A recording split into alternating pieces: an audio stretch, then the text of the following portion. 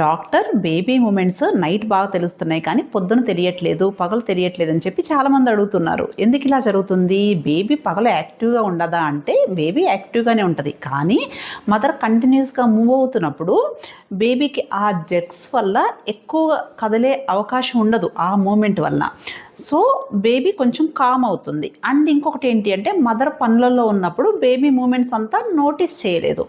ఎప్పుడైతే mother night time రిలాక్స్డ్గా రెస్ట్లో ఉన్నప్పుడు పడుకుంటుందో బేబీకి రిలాక్స్డ్గా మూవ్ అవ్వటానికి యాక్టివిటీ అనేది పెరుగుతుందన్నమాట.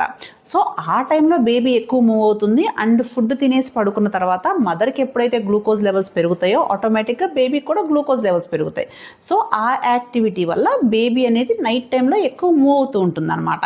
అంతే తప్ప పగలు ఏదో ప్రాబ్లం ఉండి మూవ్ అవ్వట్లేదు అని కాదు. అండ్ బేబీకి కూడా నిద్రపోవటము, లేవటం అనేది కూడా ఉంటుంది. సో బేబీ ఒక్కొక్కసారి స్లీప్లో ఉన్నప్పుడు కూడా మూవ్ అవ్వకపోవచ్చు.